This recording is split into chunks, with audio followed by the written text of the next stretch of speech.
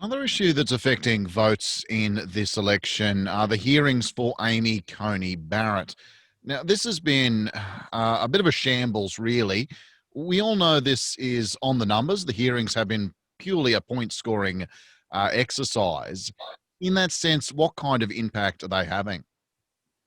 Well, Amy is a Weaver and a Dodger. She and Muhammad Ali could be well matched together and never land a blow because she can sting like a butterfly and flow like a butterfly and sting like a bee. She hasn't scored any judicial points, interestingly enough. So we really don't know where she stands on judicial issues, other than that she's an opportunist. Right. So what the Democrats have done is keep hammering their issues, not just before the courts, but other issues. Like White House pointed out how you buy judges, how Republican judges are bought in the federal system. Others have pointed out that healthcare, like Harris, is the big issue here. Others have brought up social justice issues. So what the Democrats are doing is running their campaign in these hearings. Since the hearings are a sham, they know the only thing she could do is snort some cocaine in the hearings. And that might not even do it. Exactly. You put out. So when you announce a person's going to be appointed before they even go to the hearings, that game is over. Many people have been critical about Feinstein because she hasn't been vicious in these hearings as she was in the last one. But her reasoning is being vicious will lose votes out in the general public. And what we should do is get votes by running our issues through this device, call it a hearing. So I think the Democrats know what it is. The court is likely to be packed. Well, and you know, I wouldn't be surprised if a lot of people have just completely shown very little interest in the hearings. As much of a policy and politics wonk as I am, I refuse to watch them because it is such a disgrace. It is such a sham, exactly like you said, Ed. And I do think that Democrats have scored some points. They hurt her a bit with the focus on the Affordable Care Act. They're saying it's very clear that this woman is a threat to Obamacare as well as to abortion, but it almost feels like a moot point in some regards because, as you said, unless she, you know, comes in and snorts cocaine and, you know, sacrifices a Romanian orphan on the floor of the Senate of these hearings, there's nothing's going to change. She will very likely be confirmed, and it will be an absolute and utter travesty for the Supreme Court and for the country. After November 3rd, by some members on that committee who will no longer be in office. Yay. And by a president who would no longer be in office. Yes. I don't believe that has ever happened in the history of the United States. With 17 million people that have already voted. Yes. This is the crux of the issue for me. Polls are showing pretty much incredible results for Biden, 10, 12% ahead of Trump nationwide, better than any challenger in modern times. But I say for myself, and I think this may be true for you as well, I have a visceral memory of in 2016 watching the New York Times clock start at 95% likely win for Hillary Clinton and slowly ticking around to 95% Trump. Steph, I'll put this one to you first. Can we trust polls? And indeed, are people going to be lulled into a false sense of security by them? Sean, I remember watching that. I remember Election Day 2016 very, very vividly because I was about 8 months pregnant and I was wearing a Hillary Clinton t-shirt. And I was sitting at home on my couch watching the election results come in with a friend, and we both just started crying. And I called my mother, who was actually in the Javits Center, with all the Hillary supporters, and it was just silent in there. So after that experience, I don't trust polls. up until I see Biden with his hand on the Bible on the Capitol steps on January 20th. Exactly. Exactly. I don't want to put any. But what the polls have taught us is not to trust them Yes. and Exactly. go to vote. That's the best poll. That's right. The polling place is the best poll.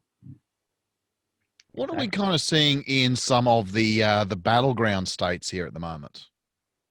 Well, Well, I am very excited. Sorry, Ed. I'm sorry. I have to say that as a proud resident of the great state of Georgia, Biden is up by, I believe, 2 points in the last poll that I saw. And John Ossoff, who is the Senate, Democratic Senate nominee, is up as well as Raphael Warnock, the Reverend, who is up for the special election. Now, again, as Stephanie has already so brilliantly said, polls, we don't trust them. But I can't tell you as a Georgian how proud it makes me to even just have this tangible evidence in front of me that it is possible to win even in a blood red state like Georgia. I'm praying with all my heart, and I've certainly done my part to make sure that these three great candidates win. But if this happens in the state of Georgia, I think this will have a tremendous impact on national politics, full stop. you'll dance all the way home. I will dance. Oh, I will dance. Yeah, let me take, there are only two states that really count in this. Florida and Pennsylvania. If Biden takes Florida, I think we can take a nap. Okay. If Biden takes Florida, if Trump takes Florida, we have to wait for Pennsylvania. Right. Absolutely. So Biden has two bites at the apple. Let's hope he takes the first bite, because it's the only state where Trump believes the elections can be right. He said, my state runs them in the right way. Well, let's hope they run them in the right way, and he is the loser. Actually, this is rather Hillary interesting. Clinton had 100,000 more votes in all four of those industrial states. That's 25,000 per state. If the minority vote had come out in each of those states, Clinton would have won. Exactly. But let's be honest, none of us were excited about Hillary. No. I was. I love Hillary. Let me just put it out there right now. My mother is a classmate of Hillary's from Wellesley, so we're big Hillary people. So yes, please don't talk about my girl. Don't talk bad about my Hillary. But what I'm saying is, she wasn't generating that enthusiasm. No, she And wasn't. people took a punt for Trump. They're not taking the punt for Trump anymore. Well, it astonishes me the number of people who are saying, well, I watched The Celebrity Apprentice and I was such a big fan of his. So of course I'm going to vote for him to be the president. And I that logic just escapes me. That was 16. I know that was 2016. Now he's still running The Celebrity Apprentice. It's now in the White House. Oh yeah, well, and it's been the worst season ever of any reality show. So I'm hoping that these people who were so wowed by his tan, I guess that's what it's supposed to be, and his flowing golden locks and his 6-foot gold letters and this lavish lifestyle that he has portrayed, whether it's actually true or not, I hope that these people have kind of woken up, that they are realizing this is not a game show. This is not something that we should be, playing around with. This is something that's serious. I have to say, and I also think Georgia and Texas might be pretty big states. What do you think in terms of the big battleground ones this year? Oh yeah, absolutely. Yeah. But I'm thinking Trump, if Trump doesn't win Florida, there's no way he can win. Okay. None. Well, a bit of a shine has come off the gold-plated toilet, such as it were. Good.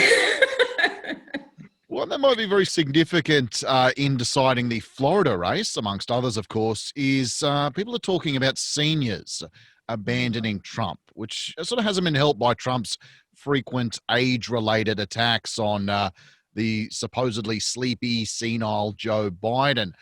The one thing we know about seniors, red or blue, is that they do vote. And What's the they do impact of- read. Yeah. What's the impact likely to be this election around seniors? There are three groups of seniors. The Florida seniors tend to be educated seniors who are from someplace in the north, the Northeast usually. And so they read. They've been reading all year long. I saw one of them had a list of every lie Trump told, living there in the villages and passing that around. So the first group are those who are highly engaged in politics, very astute. The next group is that group who vote basically because they see it on TV. They watch it. They're watchers and doers. And then the last group, and this is the group that Trump held and he's still holding on to a little bit, is the followers who are evangelicals, who, you know, when you get older, you tend to go to church or join a cause or what have you. Even they're falling away though.